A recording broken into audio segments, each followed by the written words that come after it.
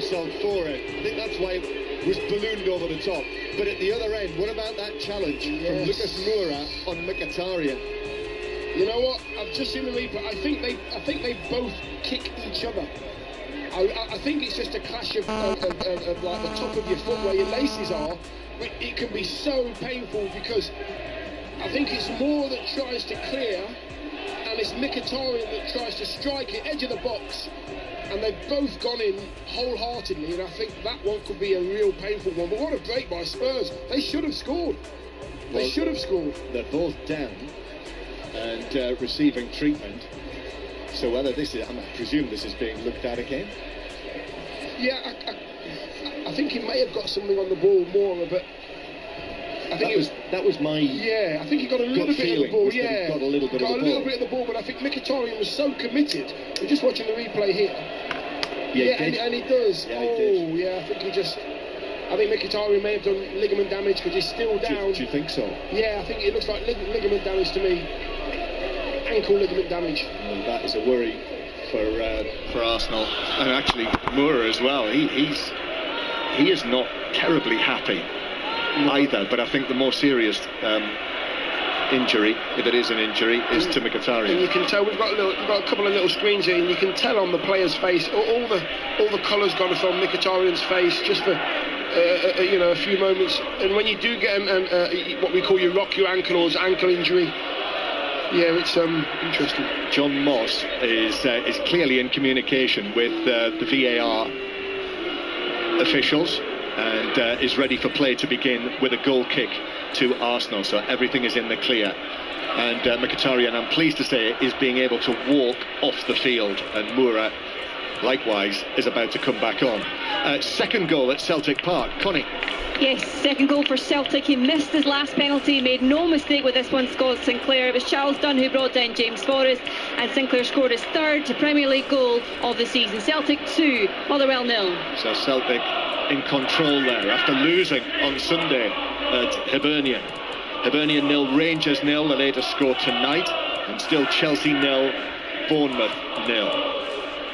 So Tottenham 1-0 up. And that proved to be an absolutely crucial interception from Lucas Moura. He's back on, and Mkhitaryan is on as well, and he seems okay. Fuck about.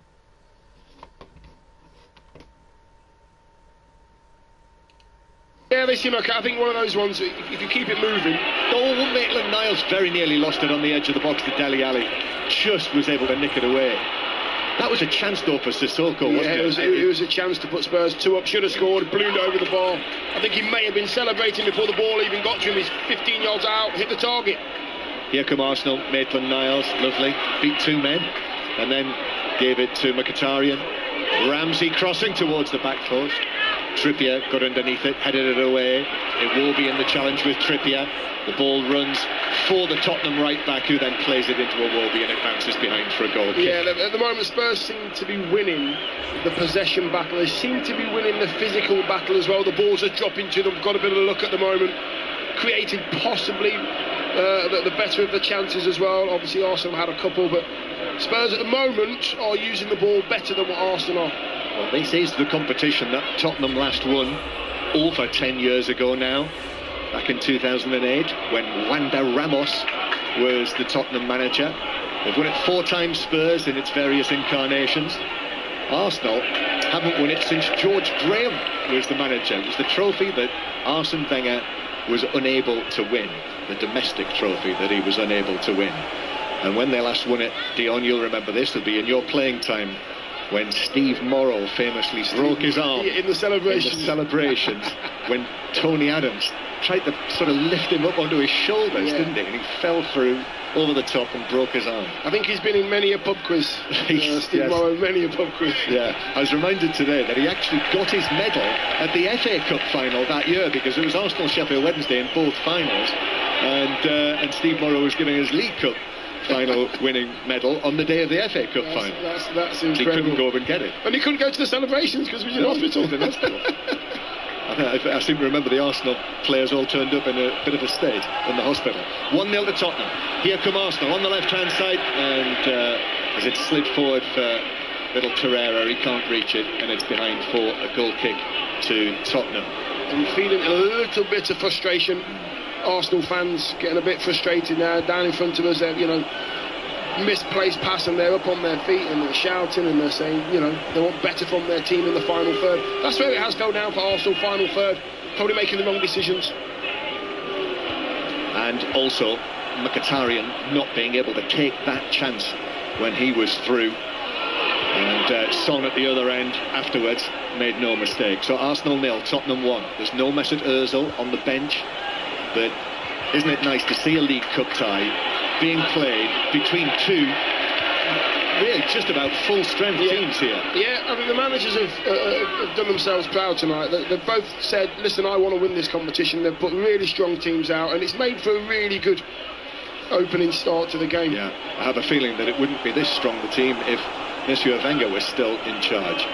Here's Monreal on the left-hand side, plays it up to Iwobi. Iwobi then comes through the challenge with Son, came through it very strongly, plays it across. Here's Aubameyang. Aubameyang now with those long, thin legs of his, plays it to the right-hand side to Maitland-Niles. Maitland-Niles chips it across, comes off ahead of Davis, and it comes to the feet of Dele Alli. And Ali now plays it to Son, the goal scorer. And then Son rolls a pass back to Ali. This is not full tilt from Tottenham. Lucas Moura then runs it away down the left-hand side as he was challenged by Xhaka, and Arsenal are able to win the ball back, wrestle the ball back. It didn't absolutely. It felt like it could be a lightning break, that, but they had the handbrake. Yeah, he seemed to whittle out. I'm so surprised that such a high back four or a high back three, when they're being attacked, there's no pressure on the ball, and you're always told as a defender, if there's no pressure on the ball, stay with your runner, don't try and play them offside. There's lots and lots of space in behind the Arsenal defence. If you can play good 1-2s, you'll get in. 1-0 to Tottenham, still Chelsea 0, Bournemouth 0. This is BBC Radio 5 Live, the Carabao Cup commentary live for you. We'll have the draw a little later on as well, once everything's wrapped up in the two matches being played this evening. Celtic winning 2-0 against Motherwell. Hibs 0, Rangers 0, still the score at Easter Road. Here's Maitland-Niles now, 10 yards inside Tottenham territory, past to Aubameyang, who lifts it aerially to Ramsey, but Rose was easily able to get there first, and now Ben Davis swings it away towards the halfway line. Can't be too many times that Rose, Davis and Trippier have all been in the Tottenham starting lineup in the time that they've been at the club. Here's Cech clearing from inside the penalty area towards Iwobi. Mkhitaryan is able to stretch forward, crunching challenge comes in on him from Davis, and the ball rattles around the central third of the field and then is lifted out of play downfield by Alderweireld for an Arsenal throw. I'm still not sure if Mkhitaryan's recovered from that little clash. I think he may have still be feeling his right ankle there. He's getting about, but he looks quite gingerly at the moment. Incidentally, producer George has just updated me. There are no further Manchester United players yet who've put out social media messages thanking their former manager. Come on, let's be having you. Here's Moura now towards the edge of the area, but then the big challenge comes in from Maitland-Niles, and the Arsenal supporters now, a number of them get to their feet and say to Guendouzi, come on.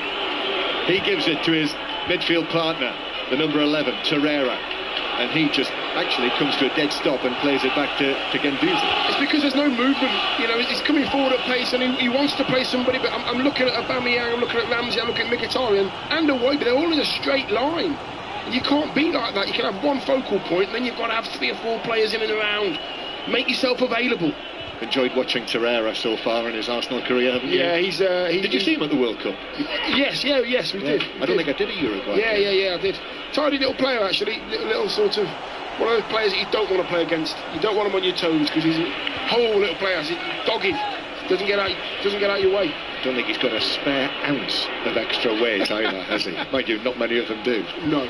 These days. Back in the day, there was a few that had a bit around the old around the waist. I can't tell you who they were. I can't tell you who they were, but there was a few. How is John Orson anyway? How is John Orson? Is he alright? Big John. I hope he's not listening. He'll be after you, and no one would want that. No. John's fine. John knows me too well. I'm just trying to get back in his good books now. Love you, John. Just got to stop it here. Socrates and Moura. Referee Moss has come across and had a little word with them. Right, so it's 1-0 to Tottenham here at Stamford Bridge. Alistair Bruce Ball. Chelsea 0, Bournemouth 0. 5 minutes left in the first half. Since you were last here, both keepers have made really good saves. Boric in a one-on-one with Willian. The ball's almost chipped over his head, and he's full stretch to block it with both hands. Kepa at the other end at full stretch to his left to deny Mousse. Chelsea 0, Bournemouth 0. Here's Guendouzi carrying the ball forward, the 19-year-old, giving it to Monreal, the 33-year-old, on the left-hand side. Ramsey's cross comes off the shins of Alderweireld. It's a corner to Arsenal, this time from the left-hand side, the first one that they've had from out there. This is the part of the Emirates Stadium where all of those Tottenham fans are, just around behind the corner flag. So the ball is being placed out there. We've got Aubameyang and Socrates near the penalty spot. Here's the delivery towards the back post, looking for Socrates. It was cleared out to Maitland-Niles, who had a right swing at it and swished it, sliced it, whatever you want to call it, well wide, closer to the corner flag than the goal where it bounced out of play. If you are expecting bits in and around the box, you would expect a player that has that technique to be there just in case. Maitland-Niles on that occasion got it wrong. He probably has got the technique, but he probably hasn't committed himself to that strike at all. It was a great ball in, I've got to say, and you have got to commit to the ball in the box. Put your head in there if you're going to clear it. Put your head in there if you're going to score. Son Heung-min has scored the only goal so far. That was in the 21st minute. Absolutely buried it. It was a close call as to whether he was onside or not from Eriksen's pass, but with the VAR, you know that they are almost certainly going to get those calls right. Rose playing the ball back. It's bouncing to Gazaniga, who's looked a little nervous, and now he's charged down by Aubameyang. Davis has missed it. Arsenal could be in here. Ramsey with a back heel across the box, trying to find Mkhitaryan, and it was cleared away by Tottenham, and Arsenal really should have made more of that. Oh my word. Arsenal have had so many good chances. Not clear cut. That one there, they should have scored. I don't know what the keeper's doing. Gazaniga's got to clear that up the pitch. Don't risk it. Aubameyang's worked so hard, closed him down, and the ball's bounced in his own box. Can't believe he's done that. Don't take any risks. And should Ramsey have done better there? Yeah, he should have done. Ramsey's let it back. He should have turned and struck the ball. Don't try anything fancy there. You're 6 yards in, on the angle. Yes, they will be on the left-hand side. This cross, Ramsey's shot! A diving, scrambling save to his right by Gazaniga this time. Well, he caught that beautifully, Ramsey, on the half volley. We know how good he is. Iwobi down the left-hand side. What a cross from Iwobi. And Ramsey is on the near post, and he just guides it on the volley. He's just creeping in. But I think Gazaniga's got a great hand on it. He saved and he pushed it onto the post. Yeah, good save. Corner then. And it's headed across by Aubameyang, and then little Trippier arrives on the scene, takes it down and just volleys it to safety. Arsenal's best spell of the game so far, this sustained pressure. That would have been a cracking goal from Ramsey, incidentally. But it wouldn't have surprised me, because he has that in his locker, that kind of quality of finish. That's why everybody was so frustrated at the one that he just passed up. Yeah, in the cup competitions as well, remember his winning goals in FA Cup finals. He's got 2 of them. Most footballers, if you hit that once in your footballing career, but he's done it twice in the great day at Wembley in the other competition. Here's Mkhitaryan now on the right-hand side. Mkhitaryan looking for Guendouzi, and here he comes with all of that hair, crosses into the penalty area, and Ben Davies is just happy to guide it behind for another Arsenal corner. They're finishing the first half strongly here, the home side, with Tottenham winning 1-0. Yeah, they're just remaining to peg Tottenham back at the moment. Sissoko at this present time has just dropped into that back 4 to make it a back 5. Xhaka to take the corner. He's actually got Torreira there, and he uses him. And Torreira crosses to the back post, and it's headed back across and wide by Socrates. What a header that is, by the way, from Socrates, right on the far post. It's a really difficult one because the ball's rolled to Torreira. It becomes an outswinger. He's got actually two players round him, Alderweireld and Dele Alli. Gets above them both, and that is Whiskers. Catches it so well. Oh, he fights hard. He gets above them and he puts it in that far post. Just guides it a yard wide of the post. Arsenal 0, Tottenham 1 remains the score.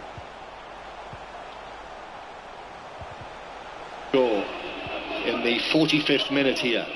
Back to Celtic Park. What have you got to tell us now, Connie McLaughlin? Oh, what an effort that was. What a strike and what a goal it was by Mikey Johnson. He's been on the park literally 5 minutes. He was replacing Oddison Edwards, who went off injured, and he made his mark. Edge of the box, right-footed strike into the back of the net. Absolute cracker from Mikey Johnson. Celtic 3, Motherwell 0.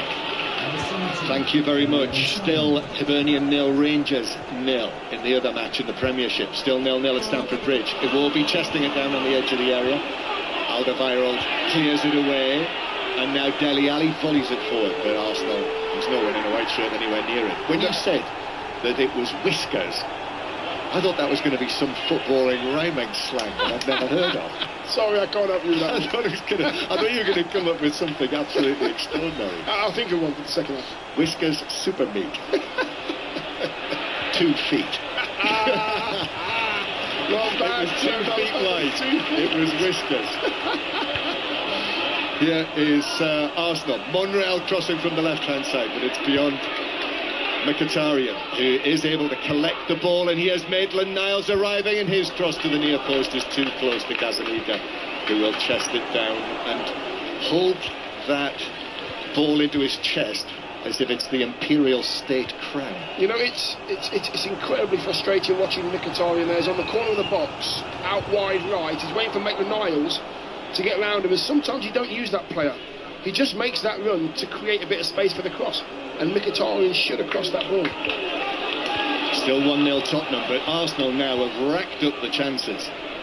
Mkhitaryan again, influential, playing it down the line for Aubameyang. In it comes to Ramsey, who hits the shot that is blocked by Alderweireld, who was right there with him. He's already had one effort on the half volley with his left foot. There he was looking for the half volley with his right foot, and then Gendouzi slides in and catches Lucas Moura, and that's an absolute certainty for a yellow card for the teenager. It's a great bit of skill that from Moura. Great bit of skill. He just puts his foot in between Mkhitaryan and Guendouzi there, and he just pops it over their head and gets Tottenham off on a break. He takes his first touch, and then I think the Arsenal man thinks, you're going no further. Thank you very much for embarrassing me. That's the first yellow card, isn't it? It is. Rain now falling gently on the magnificent Emirates Stadium with its 3 tiers and its curving top layer, and the lights shining down, and the half-time whistle going here with Tottenham leading by 1-0. When Tottenham were on top, they scored. When Arsenal were, they didn't.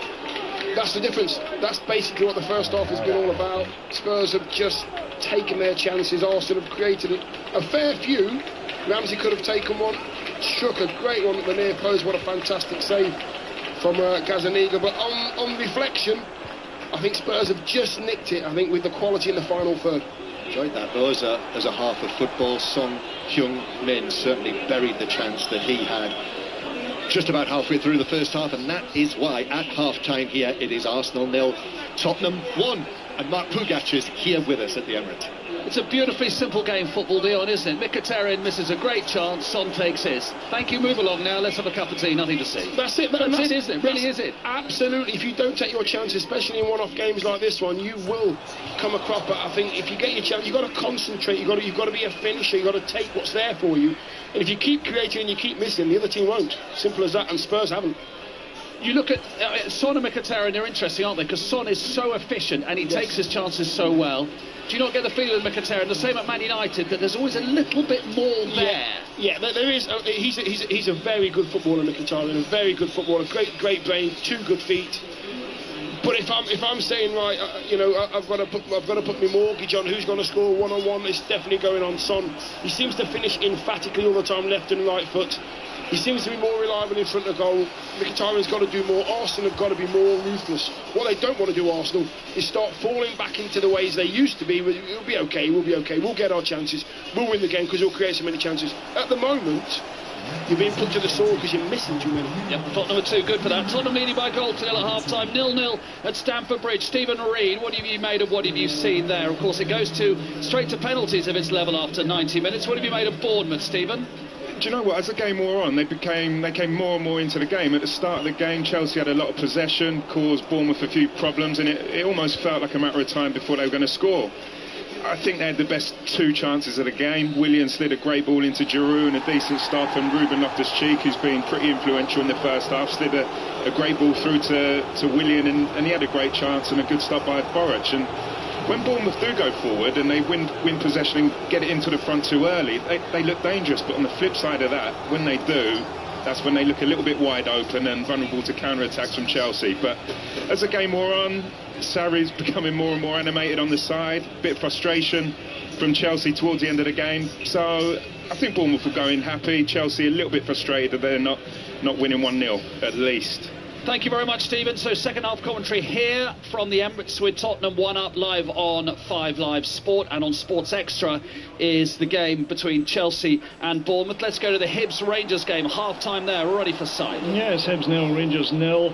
It started briskly, but it's turned into one-way traffic. Just to give you a stat, although Hibs have had more of possession, Rangers have had 6 shots on target, Hibs have had none, and Rangers have had 7 corner kicks, Hibs have had 1, and that was just before the interval. It's been a case of frustration for Steven Gerrard as his midfield has constructed pretty patterns, but once again lacking the strike force they need. Morelos forcing 3 good saves from replacement goalkeeper Bogdan in succession for corner kicks, but you do feel if a striker's getting 3 sights of goal in as many minutes, he should bury one. That's why at the moment it's Hibernian 0, Rangers 0. And as things stand, Celtic going back to the top, Connie McLaughlin. Yes, they are. Celtic 3, Motherwell 0. They started slow in this one, Mark, but an opener from Anthony Ralston injected a bit of life into Brendan Rodgers' side, and these supporters inside Celtic Park were glad of it, has to be said. They doubled their lead from the penalty spot. Charles Dunn brought in James Forrest, and Scott Sinclair stepped up to convert it, his 3rd goal of the season so far. And then substitute Mikey Johnson made it 3 just before the break with a superb effort. He'd only been on the pitch 5 minutes. He'd replaced Hudson Edward, who'd gone off injured, and on the edge of the box it was a sweet strike into the top right hand corner. And as you say, as it stands, Celtic not only look as if they're getting back to winning ways, but they could be going back to the top of the table. It's Celtic 3, Motherwell 0 at half time. As things stand, Celtic will have 36 from 17 and Rangers 35 from 18, Kilmarnock 34 from 18, Aberdeen 33 from 18 as things stand. We'll talk boxing, we'll talk Carl Frampton and that Peter Crouch podcast after the news with Richard Foster. On digital, BBC Sounds, smart speaker and online. This is BBC Radio 5 Live. Jeremy Corbyn has denied calling Theresa May a stupid woman during Prime Minister's questions. The Labour leader returned to the Commons to insist the phrase he'd used was stupid people and said he was completely opposed to sexist language. Here's our political correspondent Ian Watson. I think as long as he sticks to that view, then quite simply there can be no further disciplinary action, and John Burke has made that very clear. But then of course some Conservatives think that he effectively bails Labour out in any case, and that's why I think quite a few of them were turning their fire on him, either for what he said or for, in their view, not dealing with this incident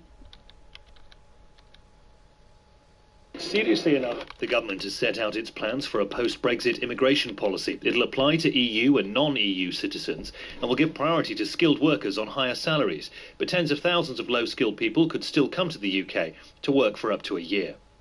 The European Union's begun activating its plans for a no-deal Brexit. They cover 14 areas, including customs, citizens' rights, air and land transport and financial services. The President of the European Commission is Jean-Claude Juncker. The risks of a disorderly exit of Great Britain from the European Union are obvious. It will be an absolute catastrophe. Therefore, the Commission is trying to prevent this disorderly exit from the European Union from happening. But you need two to perform a decent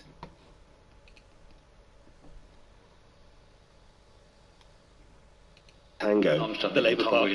The Labour Party has suspended one of its MPs who's been found guilty of perverting the course of justice. Fiona Onasanya lied to the police after her car was caught doing 41 miles an hour in a 30 zone in Cambridgeshire. Colleagues say she should resign. The United States has begun withdrawing its troops from Syria. The announcement follows a tweet from President Trump, which said the Islamic State group had now been defeated there. And winter jackets have been left buttoned and zipped around lampposts in Inverness, along with notes inviting people to use them if needed. They were left for the homeless by Serenity, a mental health drop-in centre. This is BBC Radio 5 Live on digital, BBC Sounds, smart speaker and online. On the road, just a couple of problems to mention. First of all, the M4 Prince of Wales Bridge is closed at the moment. Emergency repairs mean that it's shut from junction 22 at the M49 to 23 at the M48, but you can use the M48 Severn Bridge, which is also now toll-free, of course. And in Kent, on the westbound M2, one lane's closed because of an accident from junction 6 at Faversham to 5 at Sittingbourne. Queuing traffic there as well. Richard Foster, 5 Live Travel. Boxing Day is for sport on BBC 5 Live. From 9, it's Flintoff Savage and the Ping Pong Guy. I reckon we should rename this podcast The Trials and Tribulations with Robbie Savage. I'd be horrible. At 10, it's That Peter Crouch podcast. I saw Iniesta on holiday once. He asked me for a picture. I was like, what? From 12, we preview the first of 3 Premier League commentaries on 5 Live as Fulham face Wolves. Jimenez shoots, brilliant goal! Followed by updates from all the 3 o'clock kickoffs. The goals as they go in then on 5 Live. At 3:05, we'll have commentary on the King George VI chase. Fight is home. The favourites won the King George. And at 5:15, a double bill of live commentaries from the Premier League. Brighton v Arsenal, followed by Watford v Chelsea. Boxing Day is for sport. On BBC Radio 5 Live. This is 5 Live Sport with Mark Pugach. League Cup quarter-final half-time, 0-0 Chelsea, Bournemouth, Tottenham lead Arsenal by a goal to 0. Here's Son with the strike for Pochettino's team. As we talk boxing for the next few minutes, Carl Frampton says his opponent, Josh Warrington, thinks that Frampton is over the hill ahead of their IBF World Featherweight title fight in Manchester at the weekend. Full commentary here on 5 Live from 10 o'clock on Saturday night, with our boxing correspondent Mike Costello as ever ringside and at the final press conference today. And with us now, Mike, good evening. Why does Carl Frampton think he's being written off? Good evening, Mark. I spoke to him about this today and he's puzzled as to why he's being written off. And the conclusion that he's come to, and I agree with him, is that his last 3 fights have all been non-title fights. He's been getting himself back into world title contention since he lost his featherweight world title against the brilliant Mexican Leo Santa Cruz almost 2 years ago in a rematch of a fight that produced Carl Frampton's best performance of his career. In the 3 fights since then, he's pretty much done what he's needed to do to win. And I think some people have interpreted that as him losing the kind of form that he showed twice over against Leo Santa Cruz. But he said to me today that in terms of his desire and his ambition, he feels more fueled and more fired up now than he did before he won his first world title back in 2014. And he's at a loss as to why so many consider him to be below par at this stage. I suppose some consider his best days behind him, don't they, Mike? That's the truth. Yes, they do, and at 31 they might have a point, because down at the lower weight divisions 31 is getting on. But against that, he's up against a man called Josh Warrington, who hasn't had anything like the same calibre of opposition in his career. Carl Frampton, a 2-weight world champion, the first from Northern Ireland ever to win world titles in 2 separate weight divisions. And I happen to think that Carl Frampton is an occasion fighter. He rises for the big events, and I think we'll see that again on Saturday. But he is up against a man who's incredibly resilient and who has, it seems, an unquenchable thirst to win. He's unbeaten, Josh Warrington, in 27 fights, but he goes into this fight as second favourite, as he did in May at Ellen Road on one of the most memorable nights of the British boxing year against Lee Selby. He was a much wider underdog there and pulled it off, but I think he's taking another step up at the weekend, and he's going to have to produce yet again the best performance of his career to hang on to his title. So boxing fans this evening obviously got your fantastic commentary here on 5 Live, and 2 big fights on Saturday night, both on different pay-per-view channels. Explain that. Well, what it means in simple terms is if you're a boxing fan and you want to watch them both, it's going to cost you on the last weekend before Christmas the best part of 40 quid. You were saying before kick-off there tonight how it's a great time for football, so much to talk about and so much to be excited about. You might well have been talking about boxing when you said that, because there is so much going on in this country, and I suppose it's inevitable, and it's a surprise it hasn't happened before now. You've got 2 very powerful television channels, Sky Sports and BT Sport. You've got two very powerful promoters, Frank Warren and Eddie Hearn. Frank Warren was first to announce his show for this weekend. Eddie Hearn was second, but when questioned as to why he's putting his show on the same date, Eddie Hearn said, when you've got a show of this magnitude, there are only so many dates, free dates on television, and there are only so many free arenas of the size that can host the expected turnout. So, you know, this is the first big one of this kind of clash, but I suspect there'll be more, Mark, and it's the downside of the sport being in such a flourishing state in this country at the moment. Well, you can enjoy it with Mike and the team. Thank you, Mike. Saturday night, Frampton Warrington, 5 Live Sport from 10 o'clock, and more on 5 Live Boxing tomorrow night here on 5 Live. And let me point you towards the Peter Crouch podcast. They recorded their Christmas special at a curry house in Ealing in London. It's available to download now. Special guests included Deb from Coronation Street, an Andres Iniesta lookalike, and our own Dion Dublin playing the dube, which is a drum, a kind of drum for anyone who doesn't know. Wherever I go, people ask me about the podcast. It's not about what goals you've scored or, you know, who have you got next week. It's when's the next pod out. I was sitting on the bench the other day and someone made a beeline to try and get to the pitch, and I was thinking, oh, he's going to abuse the manager. He burst through 2 stewards and told me the podcast was great. Oh my God, it's going to get better and better, isn't it? Hey Dion, so you're here with your dube. Now, when I heard about the dube, it blew my mind. I'm not just bigging Dion up, he can play it properly. Okay. So can we play a game of Name That Tune? Oh. All right. Okay. So as this isn't a rhythm instrument, it's a percussion instrument.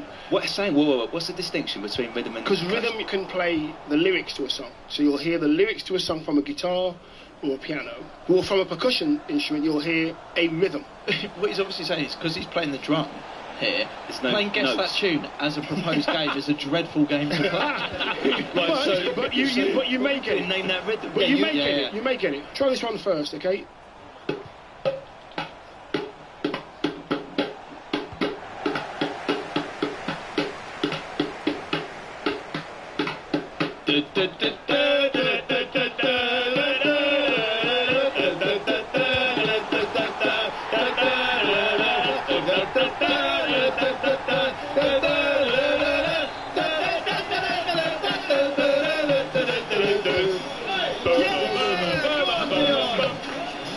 I'm glad I got that, D. I got that. So was that a fun night? Oh, brilliant. Absolutely fantastic. What a curry house, by the way. It was absolutely brilliant. Yeah, the curry was flowing, the fun was flowing. Crouchy, he's done a great job with that. Got a great team on there as well. So, yeah, really good night. Nice to meet Dev as well. Yes. Bit of a legend. So, yeah, all good fun. And, you know, thanks Crouchy for inviting me on. That Peter Crouch podcast, download it. And now the teams are coming back out. I've just noticed, John, Tottenham haven't won here since November 2010, which I thought it was. I was just double checking. I remember going to the Ashes that night. Arsenal 2 up at half time and Tottenham won 3-2. Yunus Kabul with the winner.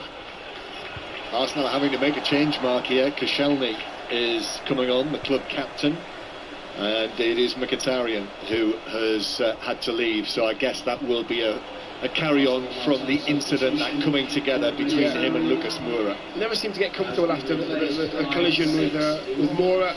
Must have, right now, he would have gone in at half-time and that would have just blown up. If he's caught it, he's rocked his ankle, or he's had a collision, it would have just blown up. The swelling would have started, and it would be very, very painful to continue. So, yeah, probably the best decision for him.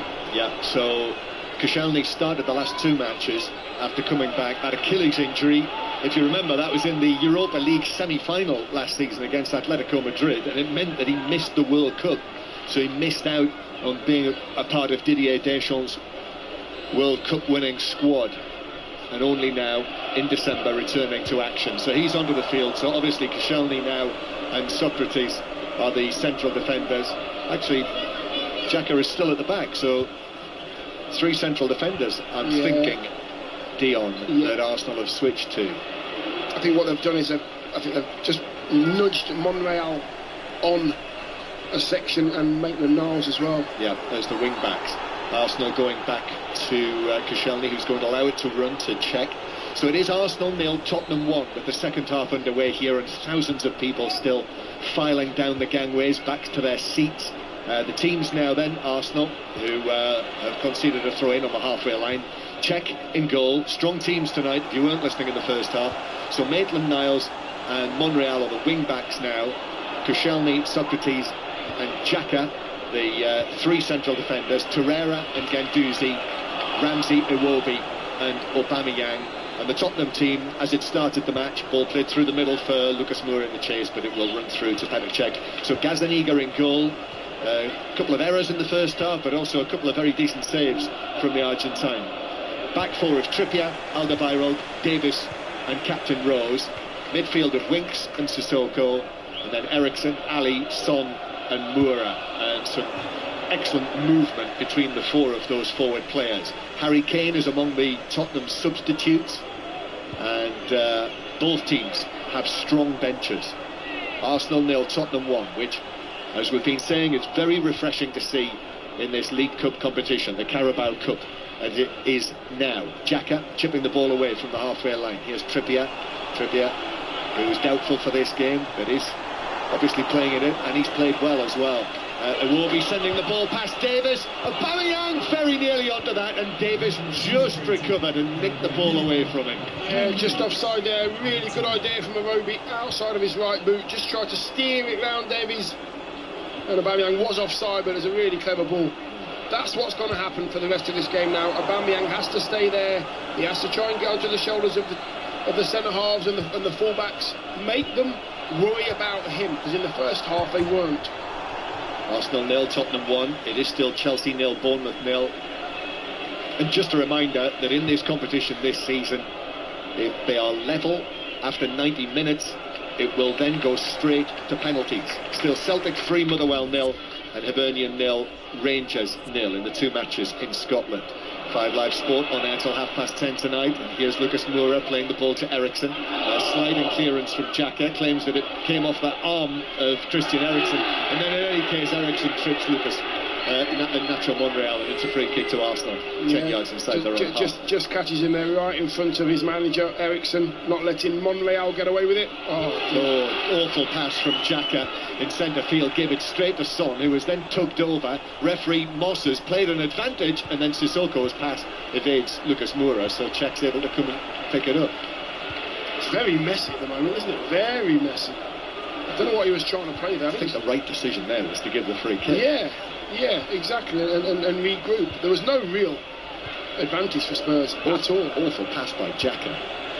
Yeah, he has that pass in his locker from right back to right wing across the pitch. He has it, but he rushed it. Gave it straight back to Spurs. Iwobi, ball bounces to Aubameyang on the halfway line, and now Guendouzi to Iwobi. Monreal on the overlap down the left-hand side, but Alderweireld comes across and chips it out of play for a throw. Yeah, great position that. Alderweireld, good position, seeing the danger. It's an interesting one, isn't it? Alderweireld and Manchester United, given the position of Pochettino and the fact that here at Tottenham, Alderweireld and Pochettino haven't always seen eye to eye. So that's definitely one to watch. Guendouzi now to the left corner of the penalty area. Ramsey is there, had 2 good chances in the first half. Gazzaniga denied him. Here is Monreal, takes it on, crosses, took a deflection but dropped into the gloves of Gazzaniga, who will get rid of it quickly, drives it downfield. Lucas Moura's going to do well to reach that, skids away from him. We had some very heavy rain at half-time here, actually, absolutely poured down at one stage, but it's dry again now. It is a showery December night in the capital. Here's Ramsey down the left-hand side as Arsenal pray from right to left as we look on the dressing room side of the Emirates Stadium. Iwobi turns, faces, drives it across the penalty area, takes a deflection to Maitland-Niles, and his low shot is blocked. Inside the penalty area there were a group of Tottenham players. Just didn't sort his feet out. Iwobi, bit of a shake, bit of a bait, puts the ball across the box. 6-yard line, nobody gets on the end of it, and it falls to Maitland-Niles. Never looked comfortable though, needed too long. They're the ones you've got to hit first time. Hit Ben Davis in the end. Xhaka then curls the ball over the top down the left-hand side. Ramsey takes it on, gets a break on the ball off defender Davis. Sissoko has come in there as well, and Ramsey plays it back to Iwobi. Might have been fouled there as he played at Ramsey, but the referees let it go. Iwobi under pressure from 3 Tottenham men. gives it back to Xhaka, now to Monreal on the left. Monreal takes on, beats Trippier, and then the covering challenge comes in from Dele Alli, is the man on the scene. Working hard, really working hard. Trippier and Dele Alli just doubling up there, making sure that ball goes nowhere near their box. Oh, great work from Iwobi, and his cross is blocked back to him, plays it across again, and then it's cleared away on the edge of the 6-yard box by Davis once again.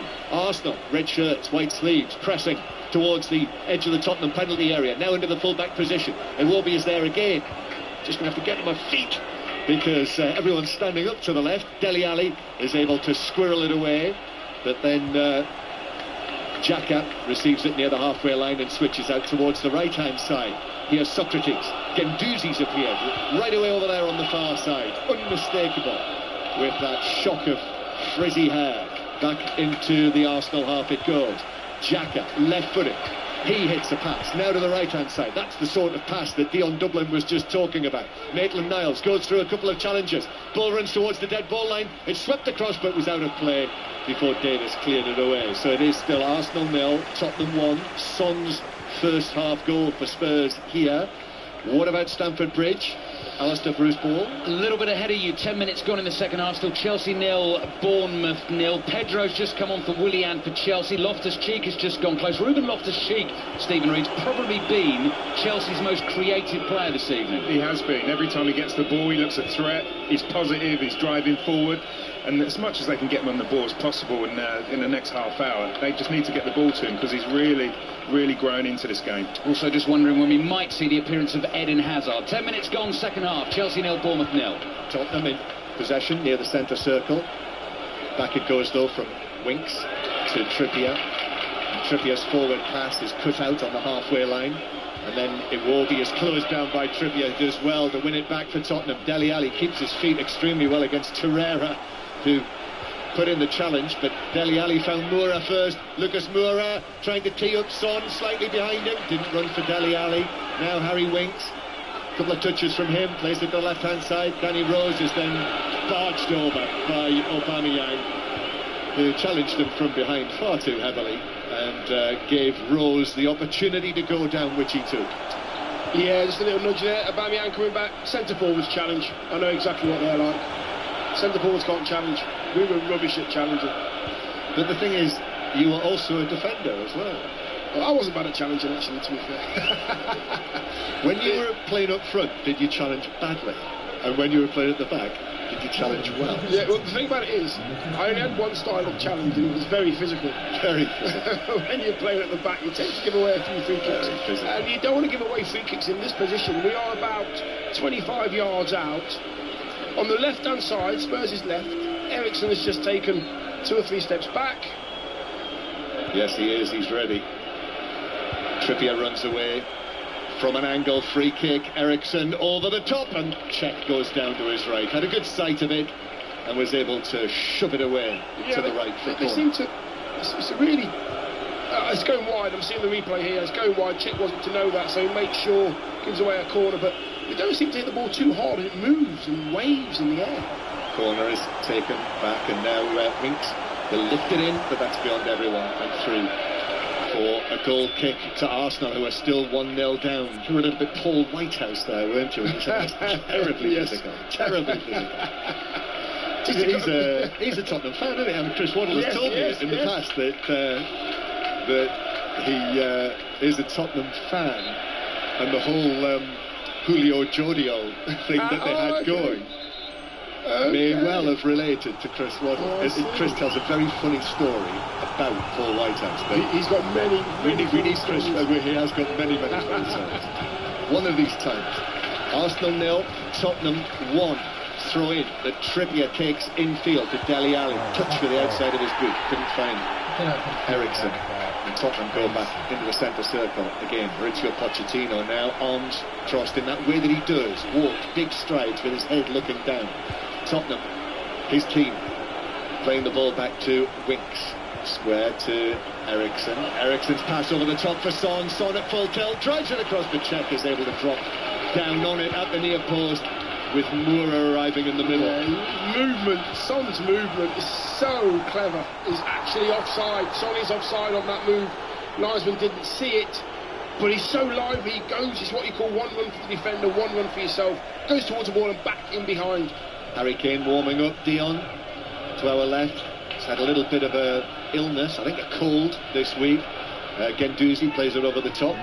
Didn't stop him from going to the sports personality do on Sunday night. Here's Aubameyang, takes it down. Aubameyang, touch from Sissoko, might have touched the player first. John Moss said he did. It's a free kick. I think he got that right. I'm not sure he did. I think yeah. We'll see a replay in a minute and we'll find out. Aubameyang's just about to put his foot back. Oh, it's a difficult I think that's one. a free kick. You think that's a free kick? Let's have a look here and get a Just closer look. again. Oh, that's difficult, isn't it? Because Aubameyang's kicked the back of Sissoko's leg.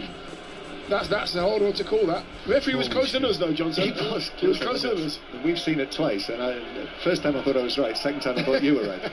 Right, here's the free kick, and Torreira's to the left of the ball, and Xhaka is to the right. He scored 2 goals from free kicks, Xhaka, this season. This is left of centre, 25 yards out. Torreira runs over it. Here comes Xhaka, over the wall and high over the crossbar. And it's still rising. That was a terrible free kick from Xhaka. Didn't catch that one at all. Didn't really put his laces through it. He tried to put it up and over the ball, up and over the wall. But not to be. Right, we're going to see some firepower arriving now from the substitutes bench. First, Harry Kane, given a cheery welcome by the Arsenal supporters. The England captain, all-round hero, not necessarily here though. And Lucas Moura will make way, and when I say goal power, because Lacazette is coming on for Arsenal as well, and Iwobi's coming off. While they complete these changes, more from Ali Bruce Ball at Stamford Bridge. Exactly the same happening here. An hour in, Chelsea firepower appearing on the pitch. Eden Hazard is on for Ross Barkley. Ryan Fraser's waiting to come on for Bournemouth. It's still Chelsea 0, Bournemouth 0. No extra time tonight. If it's level at 90 minutes, we're straight to penalties, 0-0. And if this does stay as it is and Tottenham win 1-0, we'll bring you those penalties live on 5 Live with Ali and Stephen Reid, who's alongside him tonight. So positive changes for both here, Dion Dublin. Yeah, and I think Arsenal had to do something. I'm very surprised that Lacazette didn't start. Here is Sissoko now down the right-hand side. The strong French international pulls the ball across, it deflects off Torreira, and Cech will get to it, sliding down to his right-hand side. That's exactly why Torreira is so important. That ball was going straight to Kane's feet, and he was there just to nudge it away, very sort of Kante-like. All those ugly jobs, you need someone to do it and enjoy doing it, and he does. Incidentally, here's Harry Kane now in possession. Kane curling the ball over the top, the flag stayed down, Dele Alli is in, dinks it past Cech. That is a brilliant finish from Dele Alli. Kane provides, Dele Alli beat the offside trap, and what a finish. The ball bouncing, and as Cech came out, delightfully touched it past the Arsenal goalkeeper. It bounced into the net, and Tottenham, it seems, are heading for the semi-final under Maurizio Pochettino here at the Emirates. 2-0 Tottenham. What a finish, what a ball, what an introduction. Harry Kane, he receives the ball in the Arsenal half, he chests it. In fact, it's in his own half. I'm watching the replay. He chests it. As soon as he chests it and turns, Dele Alli has gone off the back of Koscielny. Kane finds him with a delightful little chip. Takes it down with his right foot. Doesn't break stride, Ali, one bit. Is bouncing. And on the half volley, he puts it over Cech's left shoulder. Oh, wow. You've got to see this back. Cultured finish. Great ball. Great goal. Don't often see goals scored like that, do you? Because it's very difficult to do. I would explain it. It's very difficult to do because he should actually use his left foot. But being in that situation like Ali, my left foot was rubbish. The outside of my right foot was better, so why not use that? And he did to great effect. Tottenham supporters well they did. The ones who are here absolutely loved that. For their man, Dele Alli, he's better than Ozil, they sing. Well, he certainly was there, but here's Aubameyang at the other end, putting it across, and it's steered across and hits the post.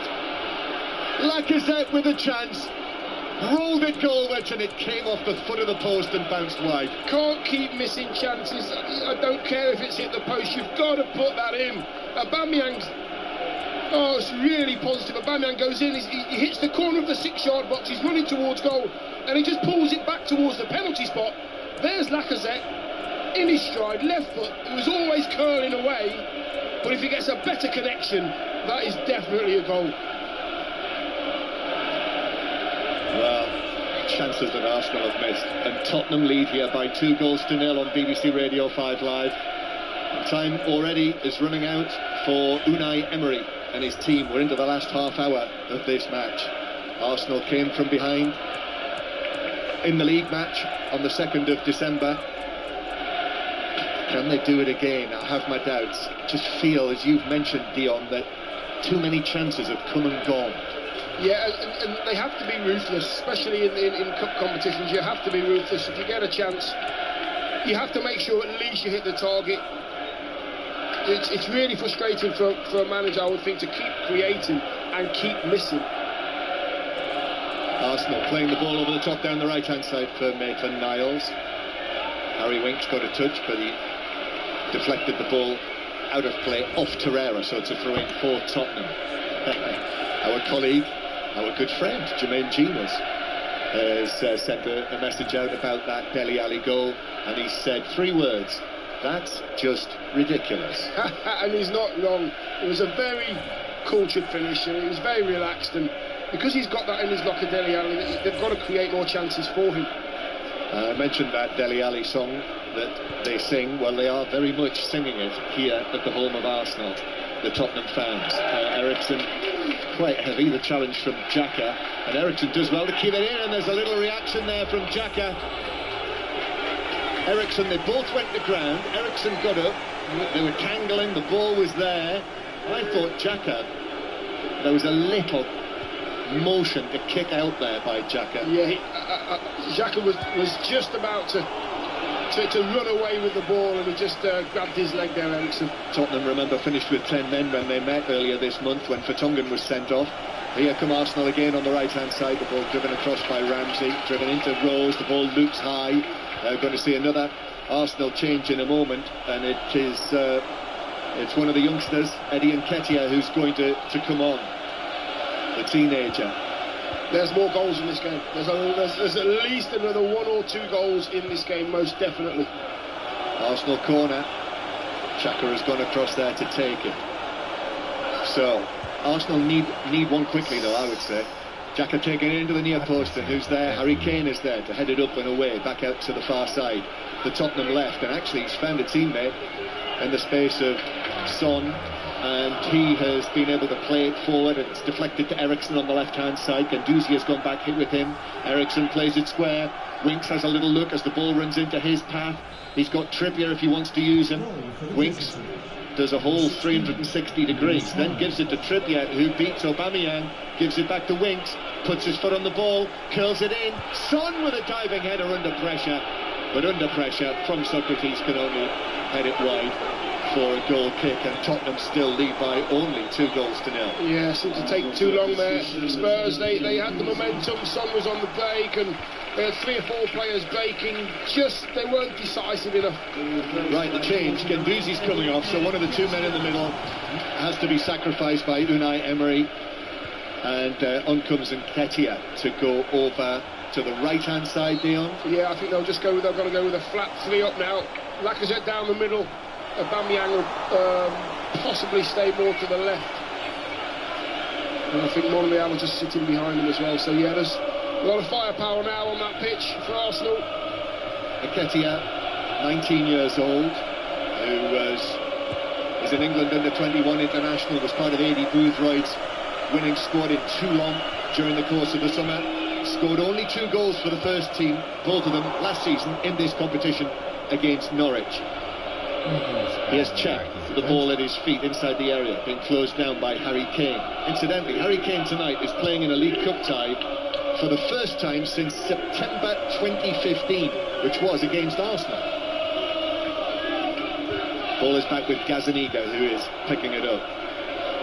Arsenal 0, Tottenham 2. 1 or 2 exchanges going on between Arsenal fans around the stadium and the Tottenham fans, who are jubilant and singing all of their Tottenham songs. Torreira. Arsenal really Need a goal quickly. Torreira giving it to Monreal on the left-hand side. Monreal's cross takes a deflection, only half cleared by Rose. Here's Maitland-Niles backing away. Maitland-Niles in the full-back position. Dele Alli's gone with him, and the ball's deflected behind, off the Arsenal man. It's a goal kick. Beyond Dublin. Dele Alli does really well there defending. Maitland-Niles not too sure whether it's a cross. He's down the right-hand side, and he can cross it. He can just bend it around Dele Alli. Tries to run him. Dele Alli there with a bit of experience, just leans into him. And the ball rolls out harmlessly for a goal kick, but Maitland-Niles has had many chances to cross the ball, and he hasn't taken enough from it. 2-0 to Tottenham. The television cameras here, our little screens in front of us, show that they've picked out Daniel Levy, the Tottenham chairman, who could have some interesting negotiating to do over the course of the... Do you think he would drive a hard bargain for Mauricio Pochettino if Manchester United... No, he'll let him go, Might let him go on a free. Yeah. Suspect not. Still Chelsea 0, Bournemouth 0, Celtic 3, Motherwell 0 remains the score, and it is still Hibernian 0, Rangers 0. Here's Monreal. Monreal going back to Xhaka. We'll be here again on Saturday, by the way. Premier League commentaries all sorts of times over the course of the next couple of weeks. 5 Live Premier League commentary on Friday night this week, the Wolves-Liverpool match. Monreal now playing it down the left to Aubameyang, who crosses it, took a deflection, but Winks was there under no pressure on the edge of the area, and Winks was actually able to get it under control. However, he's run it into trouble, and now Arsenal have smuggled the ball back. Maitland-Niles infield towards Torreira, who twists and gives it now to the right-hand side. It's been taken up there by Socrates. Maitland-Niles now. It's all just a little ponderous, actually, and Maitland-Niles has played it all the way across the field, 20 yards behind Monreal, who had to sprint back and pick it up again, and then give it to Xhaka. And now Xhaka, high ball to the right of the box to Maitland-Niles, who didn't deliver quickly enough, and Rose was able to come across and block it, and now it's bounced out of play for, I think that's a corner. Yeah, it is. That's the Xhaka crossfield ball. It's a great little nudge right to the far side, and Maitland-Niles makes a great run. Again, he doesn't get that end product that he needs. If he can add that to his game, he'll be dangerous down the right-hand side. Corner, Xhaka to take it.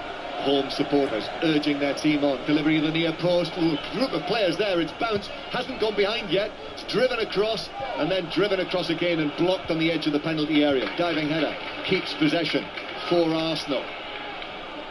And now ball to the edge of the box. Monreal, bouncing ball. He's made contact with Trippier, and it's a free kick to Tottenham inside their own area. It's just that quality into the box which isn't good enough. It wasn't there. The corner was hit short. Yes, it was a bit of a scramble. Spurs end up getting it away, and then it goes back in again. There's no real quality of crossing at the moment for Arsenal. It's letting them down. They're just playing with a flat 3 up top now. They've got to get some chances into Lacazette, Aubameyang and Nketiah. So 2-0 Tottenham remains the score. Friday night in the Premier League, Wolves-Liverpool. Saturday 12:30, Arsenal against Burnley. It's on 5 Live. Saturday 3 o'clock, Manchester City Crystal Palace. That's the commentary. And then the Warrington-Frampton fight on 5 Live Saturday night, around about 10 o'clock. 20 minutes to play or thereabouts. Son in the first half, and Dele Alli's terrific goal. I've seen some great goals when we've been talking about this footballing year. Here is Maitland-Niles getting the ball back on the right-hand side, slides it across to the near post, but Ben Davies was there. Ben Davies has given it back inside the penalty area, and again, and then it's just tugged over by Nketiah, and it's a free kick to Tottenham near the corner of their own box. That was some cool stuff from Tottenham there. Really cool play from Spurs, passing it out from the back. Unai Emery's absolutely seething that he's allowed them out, or he's given them a free kick, where Pochettino had a little bit of a clap, as if to say, that's what I'm teaching these players to do, play under pressure. At the moment, Spurs have gone to a 4-3-3 at the moment. They're just getting overrun in midfield.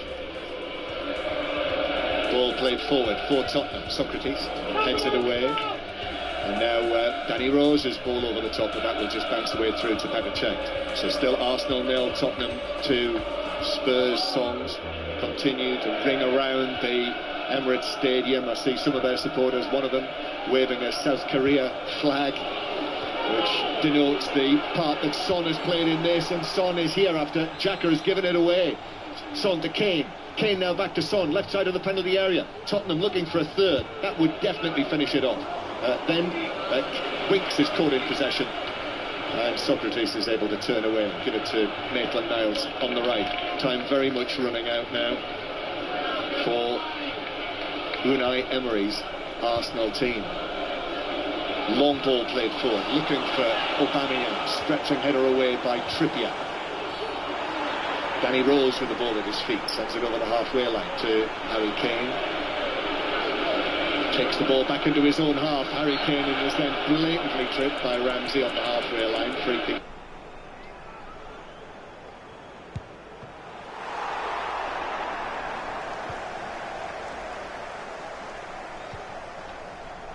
That's why he's come on. Harry Kane's come on now. He's playing right down the middle in his familiar spec there, centre forward. He's being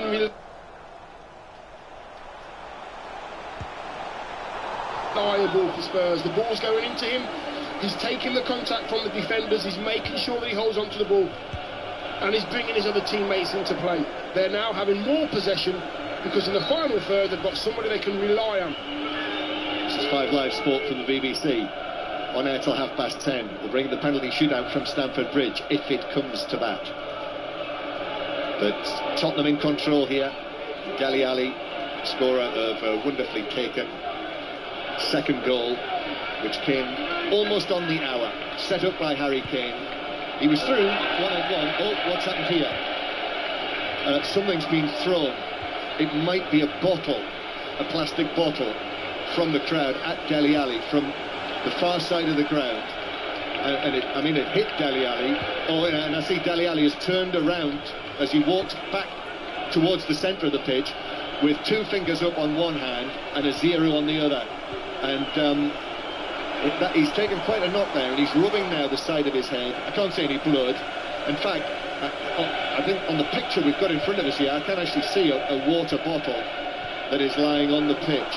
If it had any water in it, if it was full of water, obviously it will have carried some weight. And John Moss, the referee, is just saying if he's okay. And listen, after the incidents we had here in the league match earlier this season, you know, frankly, we didn't need that. No, it's sad to see, really. It's just mindless. Why would you do that? It must have had water in or something in to even reach Dele Alli. They'll pick out whoever threw it. Yeah, and they'll just get bounced. Why would you risk being idiots? You know, you love your club, support your club, don't do ridiculous things like that. And hit him right on the head as well. Yeah. I mean, fortunately, he's okay. It's a plastic bottle.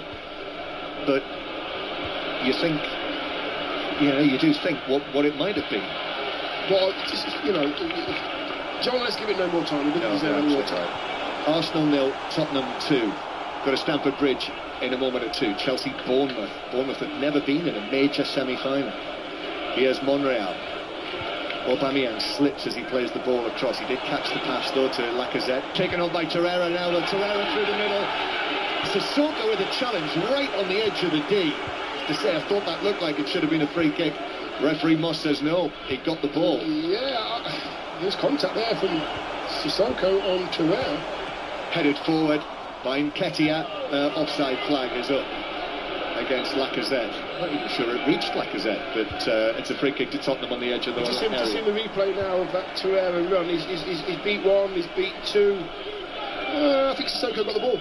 I think he towed the ball away from watching the replay in slow motion here. Does he get the ball? Only just. Just gets it with his toe. The referee gets that one right. 15 minutes to play. Celtic comfortable, 3-0 against Motherwell. Still Hibernian 0, Rangers 0.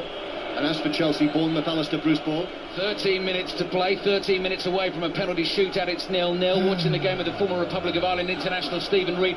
We've got a funny feeling, and Bournemouth might just nick this. Yeah, at the moment it's anyone's. It really opened up. Bournemouth sucked up a lot of pressure, but at the moment on the counter-attack they're looking really dangerous, especially with the change with Fraser coming on. Long throw into the Chelsea penalty area is cleared. Chelsea 0, Bournemouth 0. John. Arsenal pressing. They need to get a goal. 15 minutes to play here, plus added time. BBC Radio 5 Live, the quarter-final of the Carabao Cup. Manchester City and Burton already into tonight's draw You'll hear that before 10:30. Aubameyang crossing from the left-hand side. Oh, it's hit the post. Gazaniga came for it. Driven across by Maitland-Niles, but blocked away by Tottenham. Comes for Arsenal again. Torreira on his left foot, thought about the shot. It's a packed Tottenham penalty area, so he gives it back out to the right-hand side.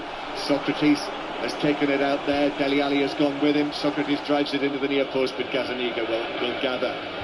Well, that could have gone anywhere when it hit the post from the cross. It was like a mis-hit cross from Aubameyang, and he tries to put it into a dangerous area, but it just hits the bar. And Gazaniga gets kind of surprised that the cross is that bad. We will bring you all of the reaction. We'll try and bring you live reaction after the end of this game before 10:30, and then Phil Williams is on at 10:30. Sissoko playing the ball to the right-hand side here to Christian Eriksen. Now forward from Trippier, appealing and winning a free kick for handball against Xhaka, who has picked the ball up. He's not happy here, and he's walking to the assistant referee just down to our right, Mark Perry, and it is frustration, and now he's batted the ball away with his hand, and there was nothing more certain. It's almost even more certain than Christmas Day next week that Xhaka was going to be yellow carded there. Yeah, and he was having to go at the linesman because of something that he hadn't seen before, whether it was an offside position or an offside decision or what. But it wasn't about the decision of handball, because it was clearly. But he got away without a yellow card, and then he gets a yellow card for mouthing off the linesman. Pointless. Tottenham are getting Eric Lamela ready. That'll be their second change. Arsenal 0, Tottenham 2. Arsenal supporters getting frustrated because Tottenham obviously are in no hurry to take this free kick from halfway inside the Arsenal half. Trippier taking it in. That's a good delivery. Very good cross. Headed away though by Koscielny, who got up, was able to clear it, and then Ramsey couldn't keep the ball in, and it's another throw-in. Just about level with the edge of the penalty area. Here's the change, and it's the man who got the ball rolling for Spurs tonight with a very well taken first goal. He scored 2 goals against West Ham, Son Heung-min, in the 4th round, and he scored the opening goal here. Decisively finished with his left foot, and Son is cheered off by the Tottenham fans. There's that South Korea flag again in amongst them all. The rain gently drifting down, and Son walking smartly off the field to be replaced by Eric Lamela. Again, another. Son is the Spurs is number 7, and every single game he seems to get a mark 7 out of 10 from Son. He always seems to give you something, whether it's a goal or before. He works so hard. Those are the kind of players that you need to keep hold of. Try and attract other players of that quality. Try and build yourself a really big squad, a strong squad. Spurs could be onto something here. I think Mr. Pochettino's done a great job so far. Yeah, he'll face more questions though, won't he? That's an inevitability, as Lacazette is challenged strongly by Alderweireld. And now Aubameyang, lovely turn from him against Trippier. Sissoko is there, the ball rattles off Lacazette and then runs away back into the Tottenham penalty area, where Gazaniga takes no chances this time, gives it to Trippier. Trippier over the halfway line, just over 10 minutes to play here. Tottenham leading by 2 goals to 0 and heading for the semi-final. It will be the 4th semi-final they've won through to under Mauricio Pochettino's management. Lost the last 2 in the FA Cup.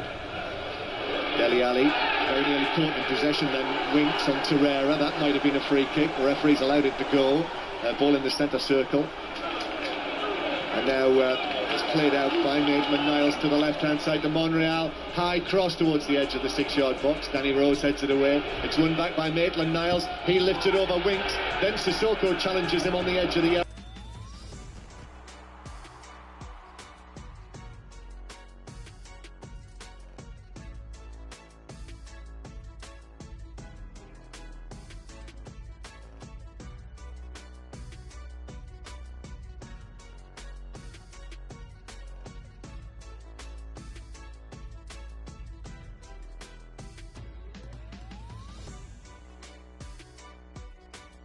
Elbow Maitland-Niles, yeah, I think he's got that wrong. The ball goes over Sissoko, takes out Maitland-Niles, and I think that should have been a free kick to Arsenal, edge of the box. He's okay though. I was going to say, John, I think Sissoko's played really well tonight. He's done all those those ugly things. He's worked hard, he's kept the ball.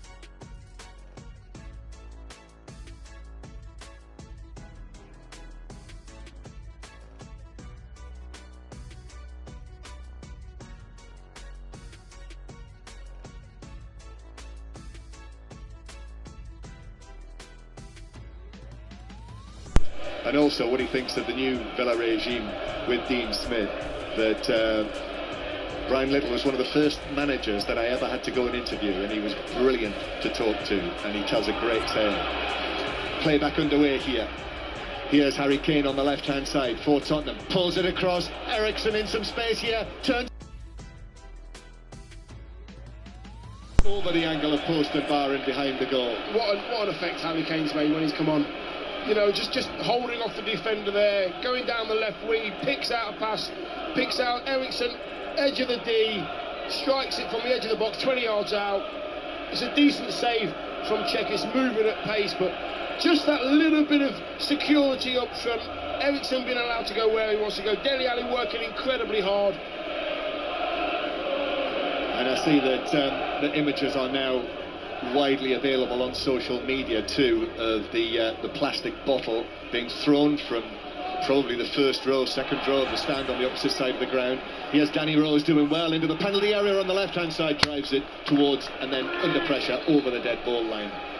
And he was followed all the way back there by Nketiah. Still Celtic 3, Motherwell 0. Still Hibernian 0, Rangers 0. Dion Dublin. Yeah, this is a period in the game where now Arsenal have got to pick the right pass at the right time. They're going to have to push on. Monreal, leave him there down the left-hand side, leave Maitland-Niles down the right-hand side, and leave the three centre-forwards in the box. They've got to do that now. They've got no more time. There are around 6 minutes plus added time for Arsenal to stage what would be a remarkable recovery from this position. Tottenham has scored a goal in each half. Dele Alli struck on the head by that plastic bottle. It was sort of back left of his head where it hit him. Here is Ramsey. Ramsey lifting the ball into the penalty area, which was very nearly chested forward into the box, but it just bounced away from Maitland-Niles, and Tottenham were able to clear. And here's Kane again, giving it up. And then as the ball is played forward by Lamela, the offside flag is up against Dele Alli, who's taken the ball on, even though the whistle's gone, and he played it past Cech, and he's allowed it to run into the goal. And Xhaka has run across with him, and Xhaka nudged him there, and now Xhaka is pointing a finger at Dele Alli, and Xhaka, it could easily get himself sent off here if he's not careful. I mean, it is a yellow card for Dele Alli for playing on long after the whistle had gone. Why would Xhaka get involved in that? Dele Alli's going to get a yellow card because he's kicked the ball round Cech and he's let it run into the goal, but Xhaka's just been yellow carded for mouthing off at the fourth official, and he could get another one for mouthing off at a player. That would be, as a teammate, I'm now pulling him back and saying, come on, we need you at the moment, we're 2 down. Also, yellow carded, Arsenal have got all of these injuries in central defence. Xhaka's having to play there. Xhaka gets himself sent off. Mindless. Absolutely has to mindless. miss the game against Burnley at the weekend. Harry Kane, who puts in the challenge on Koscielny. It was an aerial ball, and down goes Koscielny, feeling the lower left back.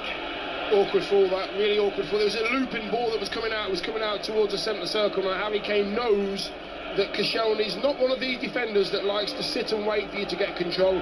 He will challenge everything. Kane knows that, and he just, what we call, he makes the back and he goes over the top of him. Awkward fall. Free kick forward and right of the centre circle. Big moments these. Some Arsenal supporters are just beginning to head towards the exit, and not best pleased with the Tottenham songs that are still ringing out long. Here, the free kick from Koscielny bounces through and behind for a goal kick. Actually, there I see Trippier just knocked the ball away when it had bounced behind the goal. Fortunately for Arsenal, there's I think it's a ball girl there who's been able to pick up and give it back to Gazzaniga. Right, 2-0 to Tottenham here. Still 1-0 Chelsea, Ali Bruce Ball. It is Eden Hazard's 84th minute goal at the moment, taking Chelsea into the League Cup semi-finals. We're into the 90th minute of the game. Jermaine Defoe is on for Bournemouth. They're chucking everybody forward for a long throw into the penalty area, but it's Chelsea 1, Bournemouth 0 as we head towards added time. Any sign of a goal in Edinburgh, Roddy Forsyth? No, where Alfredo Morelos has turned missing chances into a demonstration sport. He's put them past one post, put them past the other, over the top, onto the roof of the net, into the ground, into the keeper's arms. The only place he hasn't done it is the place he needs to do it. It's still scoreless, Hibs Rangers.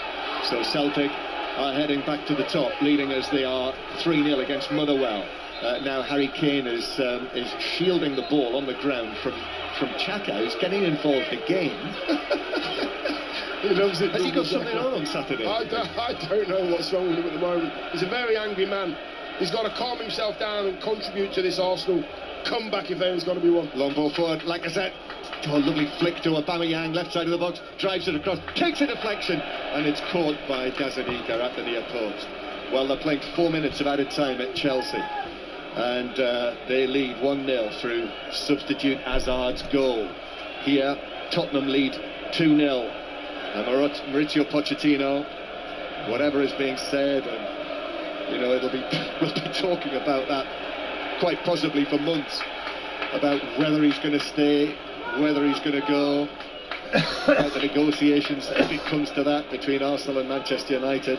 Well, it looks as though he's going to have a semi-final, a two-leg semi-final in January to oversee. And the ball is played by Arsenal out of play for a throw into Tottenham, who are in no hurry to take it. And so we'll have the holders Manchester City. Currently we'll have Chelsea and Tottenham and Burton.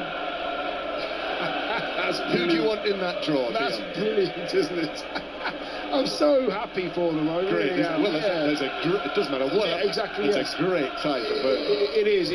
Whoever they get, they'll just be, rubbing their hands together, thinking, yes, ka-ching, let's go straight to the bank, please, and post all that money in there. That's going to help us out massively. Yeah. I'd love to see the smaller clubs getting a sniff of a bit of glory and a bit of money. Well, Aubameyang plays it over the top, but Nketiah can't reach that, and it bounces through for a goal kick. Don't think it's going to happen for Unai Emery's Arsenal here tonight. Second consecutive defeat after all of those matches, August to December, without losing one in any competition. But if they'd taken their chances tonight, it might have been a different story. Which is the story of Arsenal's game tonight. They've just been a little bit lackadaisical in front of goal. They've not been ruthless. Son was ruthless. Dele Alli was impeccable in front of goal. Kane's come on and he's been a horrible person to play against. I think Arsenal might be taking a step backwards tonight in this performance. This to me seems like same old Arsenal. No backbone. Harry Kane controls it. He's put under pressure and he's caught there by Monreal as he worked it away down the right. So Kane is down. We're in the 90th minute now, and Kane eventually climbing to his feet. I thought they got out of this sort of zone that they found themselves in for a long time, where they just didn't have the backbone, the hard-working players, the putting your head in where it hurts. Of late, they have been outstanding, Arsenal, but this game tonight makes me think, don't take a step backward, keep going forward. Trippier playing it over the top, Eriksen. Dele Alli is there to get his head to it, but heads it up and over the crossbar from 7 or 8 yards out. 4 minutes of added time here. And they are already playing at a time at Stamford Bridge where Chelsea are 1-0 up on Bournemouth. All the reaction in the 5 Live Football Daily podcast. You can download it in the morning from the BBC Sounds app. Here is Xhaka, crossfield pass. Danny Rose is there. And, I mean, how much will Tottenham have enjoyed this after the way Arsenal came back and downed them just 17 days ago here in the Premier League. Sissoko on the right, high cross across the penalty area, Winks arriving, but it bounces away from him, and then it's cleared out of play by Maitland-Niles for a throw-in near the halfway line. Yeah, again, Harry Kane just making sure that he keeps the pressure on. He puts Sissoko right in the corner. Sissoko at first didn't want to cross it, he was going to head for the corner flag, but Lamela has ran 30 yards and he's pointing as if to say, put it in front of me, and he didn't. Harry Kane's now having a go at Sissoko for not taking the ball in the corner. Now we've finally got a third Manchester United player. Diego Dallo has posted on social media his best wishes and thanks to Jose Mourinho. So is that 3 That's now? 3 now, yes. Right, okay. I think Mark Pugak said there'd be 5. Did he say 6? I think he said. Did he say 6? Did he? Yeah. Tottenham leading 2-0, and they are singing when the Spurs go marching inside the Emirates Stadium.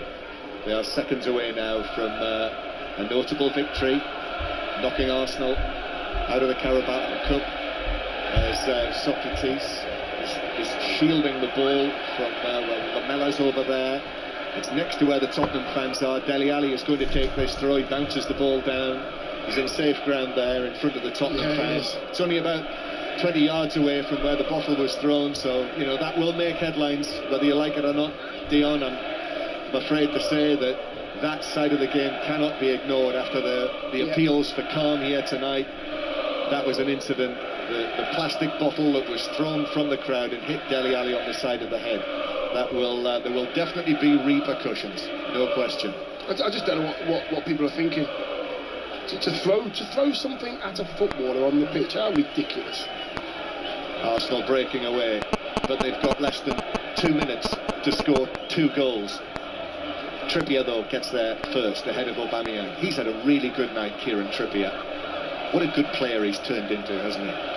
He's grown up, hasn't he? Yeah, and as well, when you talk about managers, where players becoming better under managers, Kieran Trippier under Pochettino is a great example. Free kick to Arsenal. Yes, he's grown, he's become a man now. There's a yellow card for Ericsson. Ericsson invites a yellow card. Xhaka wanted to take the free kick quickly and played it into Ericsson, who is yellow carded. It's over at Stamford Bridge. Chelsea are through. Chelsea are into the semi-finals. Bournemouth are out. Chelsea win it. Torreira shooting from distance, and Gazaniga knows that he can allow that to bounce to his right and behind for a goal kick. And we have 30 seconds to go. So the holders, Manchester City, League One Burton, Chelsea got a great record winning the League Cup, and it would seem the 4 times winners Tottenham will be in the trouble. I like that. League One Burton. I think that's brilliant. Well done, Burton. Celtic have beaten Motherwell by 3-0. And Hibernian Rangers still 0-0. Is that finished? Well, there is the final whistle here at the Emirates, and Tottenham celebrate inside the Emirates Stadium a victory over their North London rivals Arsenal, and Mauricio Pochettino, with all of this speculation about what the future will hold for him, he is able to turn here to his left and walk across to Unai Emery and shake hands, and he can go now towards his coaches, and he's gathering them together, and he can go to his players, and he's led them to what is a 4th semi-final in his time as the Tottenham manager in this Carabao Cup tournament. And Arsenal tonight, if they'd taken their chances, maybe it would have been a different story, but Tottenham took theirs. Son Heung-min in the first half decisively, and Dele Alli in the second half brilliantly. A lovely goal from Dele Alli, and it has finished Arsenal 0, Tottenham 2. Mark Pugach. The better team won, Dion, no question about that. The better team won, didn't they? They have a bit more craft, a bit more savvy than Arsenal. Looked a bit ragged. Once Lacazette missed the chance to make it 2-1, they looked really ragged. You know what, Arsenal looked They a little looked bit really tired, ragged. a bit leggy. They just didn't look sharp. Really did create some decent crappy. chances, but not clinical enough. Real Spurs Arsenal. were just... Spurs were like men. They were big, strong men, stood up on the counter in a big derby, quarter-final, and they deserved to win tonight. They really did. Slightly spineless tonight. I was a bit disappointed with Arsenal. Expected them to score at least one with all the chances they created. But from what I've seen tonight, Spurs deserve to be in the last one. So, Tottenham, Manchester City, Chelsea and Burton. Chelsea are through. Ali Bruce Ball. They are. They've beaten Bournemouth 1-0, so they're through to the League Cup semi-finals for the second consecutive season, having beaten Bournemouth in the quarter-finals for the second consecutive season. They needed the main man, Eden Hazard, to come off the bench with half an hour to play to change things. Obviously, he suddenly added much greater threat. Pedro went darting forward down the inside left channel late in the game, found Hazard. Hazard gave it back to him in the box. You thought the chance was going to be Pedro's. It didn't quite fall for him. Emerson was in there just to get a clever little back heel on the ball, and Hazard was there with his left foot, slammed the ball towards goal, took a massive deflection of Charlie Daniels' left arm, and ended up in the back of the net. I watched the game with the former Republic of Ireland international, Stephen Reid. Stephen, you and I were pretty impressed with Bournemouth, particularly in the first half. They were offering a real threat on the counter with the pace of Callum Wilson and Lys Mousset. Looking at the second half, Josh King came on, Ryan Fraser came on. They never quite had the same threat, although Chelsea did have to survive in the dying seconds a ridiculous goalmouth scramble, but that was a free kick just lumped forward, and then it was all hell broke loose. Yeah, they did. It was a game, in all honesty, that Chelsea controlled pretty much from start to finish. There was moments, there was glimmers of hope in the first half of Bournemouth when they got it into Wilson, into Mousset, and they broke quickly. In the second half, started pretty much the same. Chelsea on the front foot, and all the best chances fell to them, and we keep talking about Hazard. I remember playing against him. I've watched him obviously over the years, and he is that difference. He brings on so much pace, so much creativity, and just gives them that bit of X factor, that bit of spark in the final third. It was a little bit huff and puff for Chelsea until he came on, and every time he got the ball, brought Giroud into the game. They just looked a much greater threat with him on the pitch. So Bournemouth's first appearance in a semi-final of a major cup competition is going to have to wait. Maurizio Sarri's, as you said, Mark, at the start of the programme, yet to win a major trophy in his managerial career. Well, he's into a semi-final with Chelsea, still unbeaten at home at Stamford Bridge. Eden Hazard, the difference once again. Chelsea beating Bournemouth by 1-0. And here Maurizio Pochettino taking the applause of the Tottenham fans away to our right. Tottenham through to the semi-finals to join Chelsea, to join Burton and Manchester City. The draw coming up soon. We'll let you know as soon as it is made. Celtic top in Scotland. Connie McLaughlin.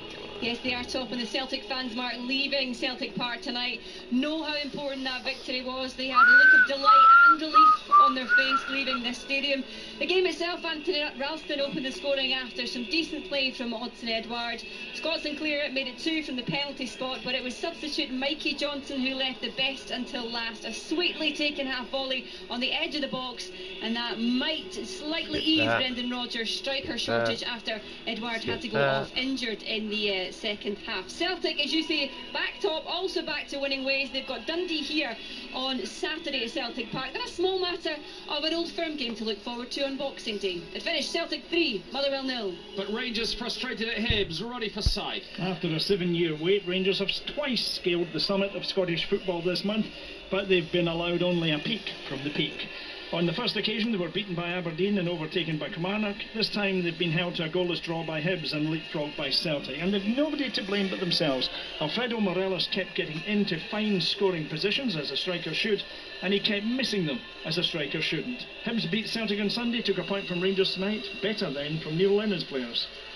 So the table this evening in Scotland, they've all played 18 except Celtic, who've played 17, and the champions are top with 36, then Rangers 35, Kilmarnock 34, Aberdeen 33, and Hearts have 30. Here Tottenham, their first win at the Emirates since November 2010. They win by 2-0. Son in the first half, and Dele Alli's goal. John, that was a brilliant, outrageous, arrogant, which, I mean that in the right way, finish from the England man. Yeah, well, 17 days ago, it was Arsenal's day, wasn't it, in the Premier League, and they came back so well, didn't they, in that match.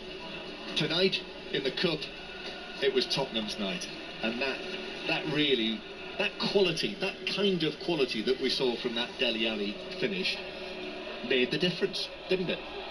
You know, for me, the quality of the finish was just, you've got to see it. You've got to see it.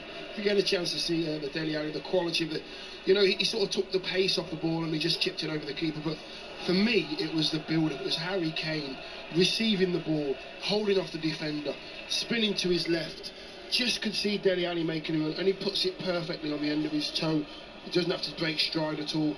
Just the combination of those two players, it was like watching them play 2 or 3 seasons ago. They've got this unbelievable understanding. And just, you know, Dion, from a striker's point of view, the ball's through. I mean, he's one-on-one, Dele Alli. It's from an angle, left side of the penalty area. The ball is bouncing, and then he knows what he's going to do after his first touch, because his first touch dictates what he's going to do for his second. So his first touch wasn't brilliant. His first touch made the ball keep bouncing. And then he thought, right, how do I finish this? Which is the most comfortable way for me to finish this? Do I use my left foot? Don't trust it as much as I do the outside of my right boot on the half volley over the keeper. It's outrageous, but it's well within Dele Alli's capabilities. He made it look easy. That's the quick thinking, isn't it? It is. A very, very good footballer. It is, and when you have those kind of thoughts and you know you can do that, you've got to execute it, and he did it beautifully. Do you remember he scored a brilliant goal at Stamford Bridge, which wasn't too dissimilar, was it? Ball over the top, brings it down, and then a little sort of dinky lob as well. Because it would have been easy to go with his left foot with that one, wouldn't it? The way the ball's slightly running away from him. And if you are a right-footed player predominantly, and you want to use your left foot, or you have to use your left foot, you want it with a bouncing ball. And that ball was bouncing lovely. He could have just swung his left foot at it on the half volley and hit the target, you score. But he had confidence in what he wanted to do, and he actually put it away brilliantly. Must describe, Mark, what happened while we were hearing from around the country at the other matches in the aftermath of this, because, as you say, you know, for Tottenham to come and win here, that doesn't happen every season, not by any means, and they've really enjoyed this. And, of course, with the backdrop being what will happen to Mauricio Pochettino. So the Tottenham players went and celebrated with the crowd, and then they ran back over to the technical area here where Mauricio Pochettino was waiting with all his coaches, and one by one, player by player, the players went round, all of the coaching staff. Particularly big hug, I noticed, for Dele Alli when he arrived on the scene. And then when the players had gone, the supporters still in here wanted a reaction from Mauricio Pochettino. He gave it to them, and they cheered him to the rafters. We should say the really unsavoury bit, because, you know, something very unsavoury happened with the banana skin, and Tottenham were very quick to help the authorities in pointing out the culprit who's had the book thrown at him, and we would expect Arsenal to do exactly the same. A bottle of water, which, as you say, had to have something in it to have the weight so that it flew in a vaguely straight line that the perpetrator wanted, hit Dele Alli at the back of the head opposite us, quite near the Tottenham fans. And that culprit needs the strongest sanction thrown at him or her. Presume him, it might not be him or her. They will be found, because the cameras will find them. And in actual fact, it's entirely possible that there's someone there, you know, Arsenal supporters around there, will feel that that is totally wrong, and that their fellow Arsenal fans should not be doing that sort of thing, and may well already have pointed him out to Stuart. I don't know. Yeah, I think that's right. I think there's the majority of the fans in here, 99% of football fans are outstanding. You just get the idiots that just do this, and, you know, to even think about throwing a bottle of water, whether it was a little bit of water or a lot of water, doesn't matter. Why would you throw it anyway?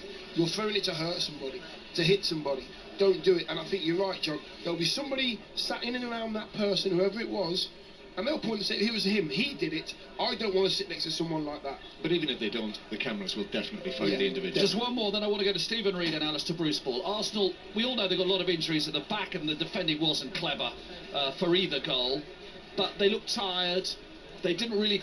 they created little bits.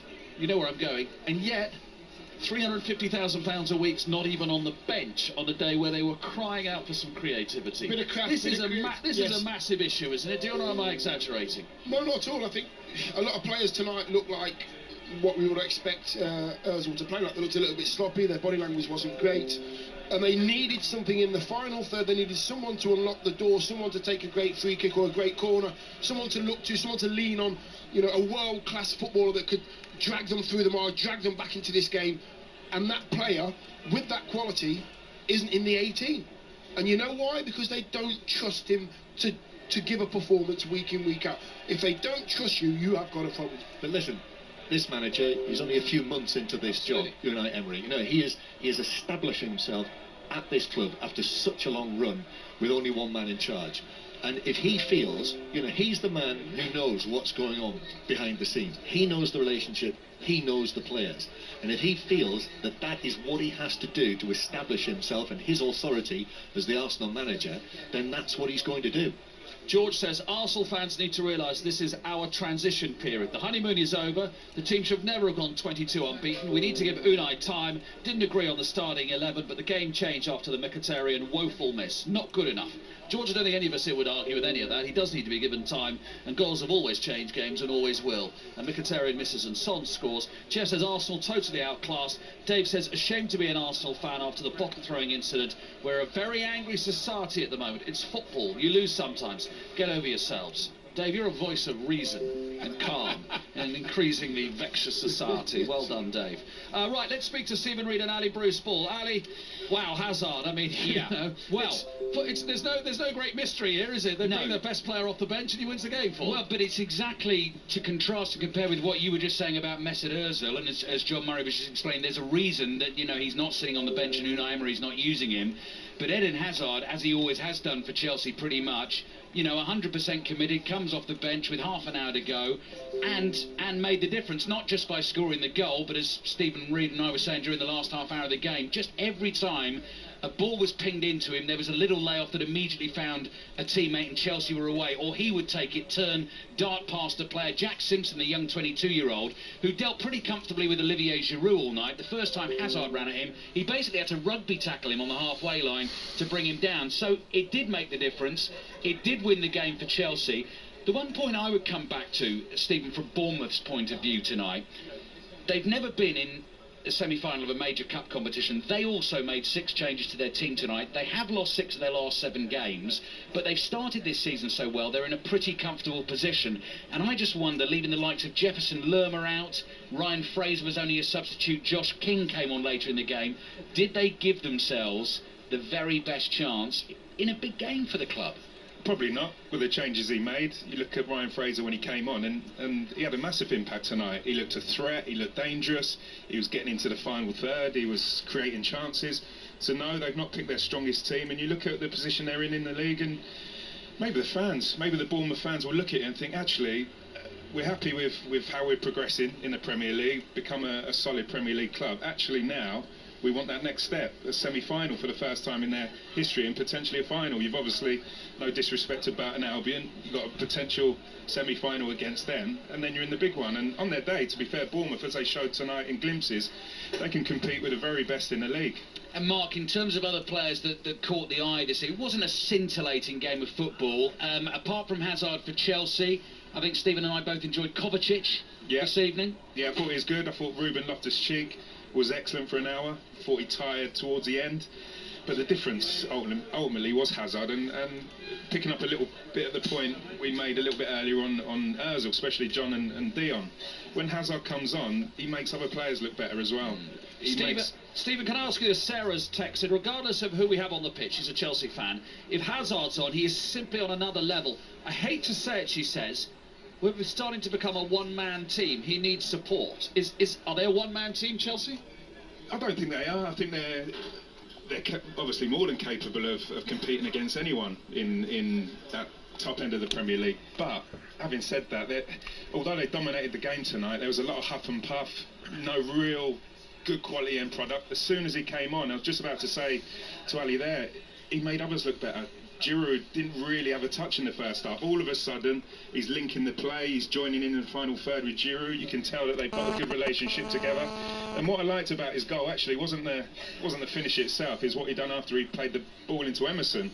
He didn't stand around watching and admiring the pass. He joined in straight away for the 1-2 and justifiably got his end result and end reward. And it's an interesting one up front, Mark, because obviously we've seen Eden Hazard in the last couple of games in the Premier League against Manchester City, against Brighton, going into that number 9 role, which he doesn't necessarily like.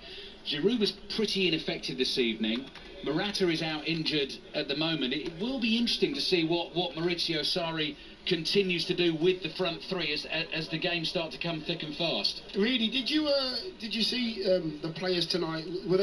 Did they look like they were looking for Hazard? You know, when they've got the ball, they're looking for that man to make things happen for them, or did they look comfortable on the ball? And sometimes you see that teams I've been involved in and maybe coached as well. Sometimes you're looking around, you're looking at the big players to produce that moment. Having said that, at the start of the game, Willian and Ruben started the game really well. Ruben for an hour was fantastic, created, but my question's always been with Rubes. I love him to bits, obviously worked alongside him at Crystal Palace, fantastic talent. It's just that end product. Can you get more goals, which he's actually done this season? Can you get more goals, more assists, and put yourself, or try and get, in a way, become the main man alongside Hazard?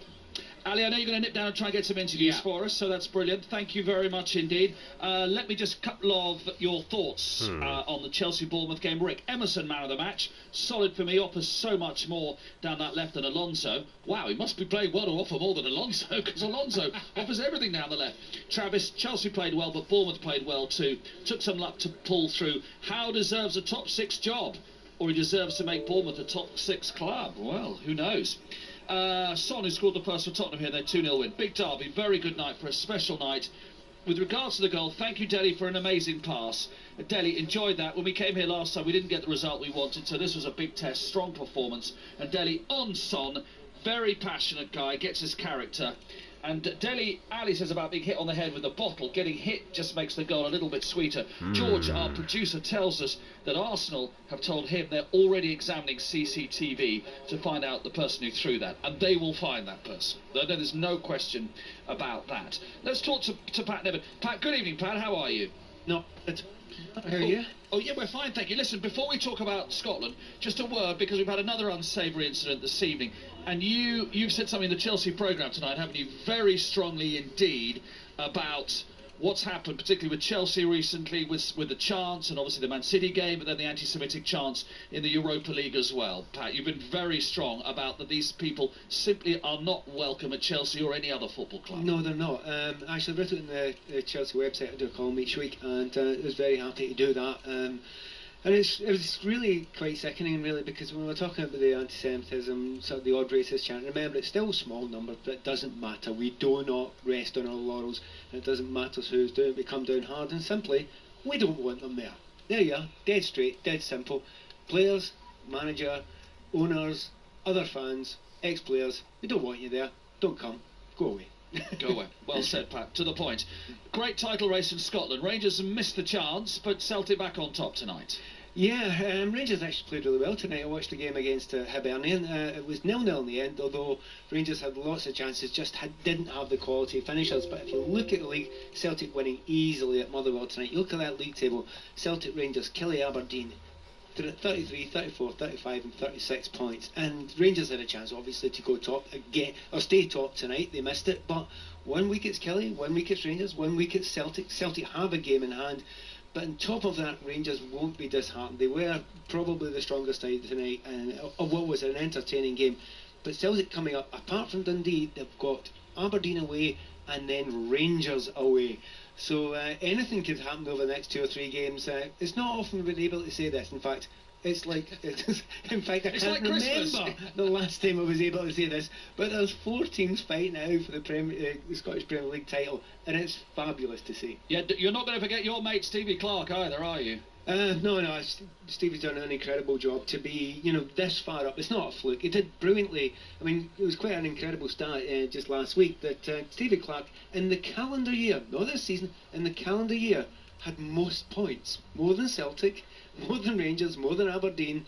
Kelly were top, which was incredible. Thank you very much, Pat. Going to go straight to the tunnel. George Cummins with Tottenham's Ben Davis. Ben, congratulations through to the semi-final League Cup, but doing it at the Emirates. How good does that feel? Yeah, it's a great feeling. We put a good performance in. We had to soak up some pressure at times, but yeah, to keep a clean sheet and score the goals we did, it's a job done, really. Revenge after the defeat here in the Premier League. What lessons did you learn from that match? Yeah, I think we had to give them respect after the performance they put in that match, and sometimes that played into our hands today, where they came forward, they left a lot of space in behind them. When you've got boys like Lucas, Daly, Sonny, Whipple starting up top for us, it's a lot of space for them. Second position, centre half for you again. So how are you finding adjusting to that? Yeah, it's all right. If the manager wants me to play there, then I'll play there. And I enjoyed it. It's hopefully another notch to my belt, and then yeah, it's good. I enjoyed it. 2 clean sheets. I'll take it. Talk to us about Dele Alli's goal. What was better, the ball from Harry Kane or the finish? That ball puts him in. Like I said, it's when I'm doing again. Sorry.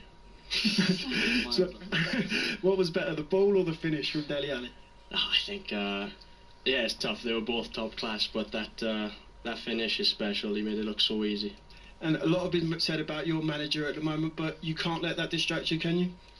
No, it's we've got game every 3 days now. It's just about cracking on and playing as well as we can, everyone. Thanks for talking to us. I'll let you carry on. Cheers, boys. Thank you. Live radio, eh? Live radio.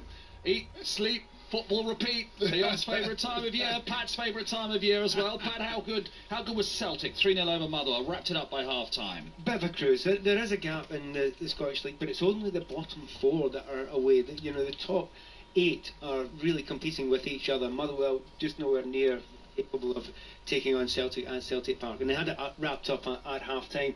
And a bit of pressure on Celtic. I mean, to be fair, Celtic have had to do without Dembele left, and Griffiths has been unwell, so he's not been able to play. They're top best scorers they've had for the past few years, but they'll still manage to stay top of the league. But it is very tight. And what is noticeable is that Celtic and Rangers, just now Rangers obviously under Stevie Gerrard, scored the same amount of goals in the Premier League so far. Now Celtic, that game, they have scored a goal less, but it just shows you how tight it is just now.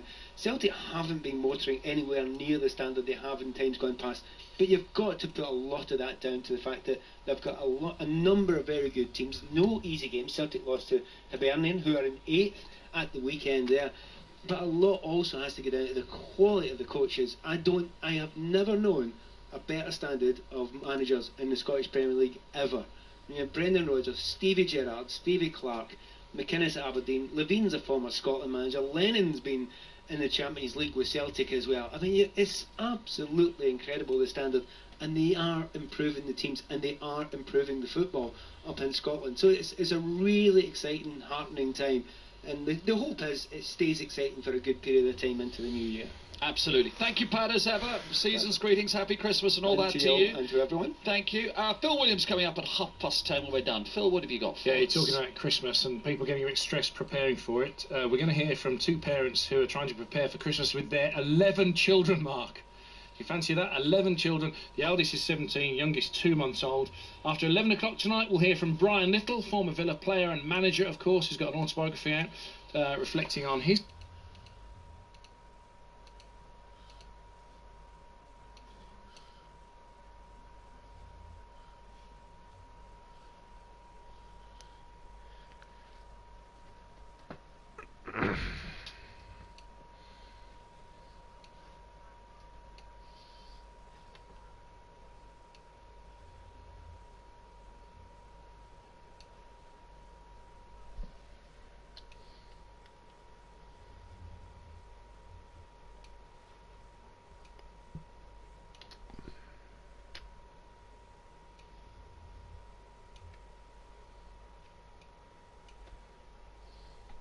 Why isn't it coming up clear?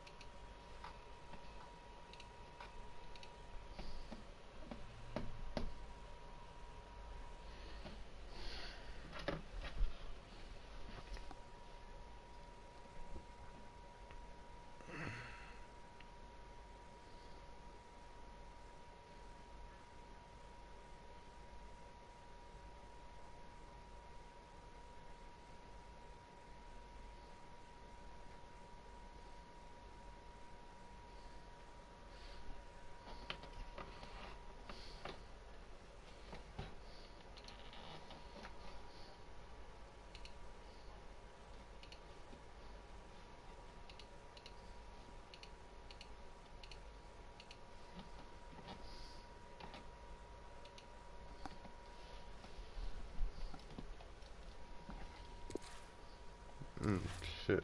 Sorry. I forgot this video was even running.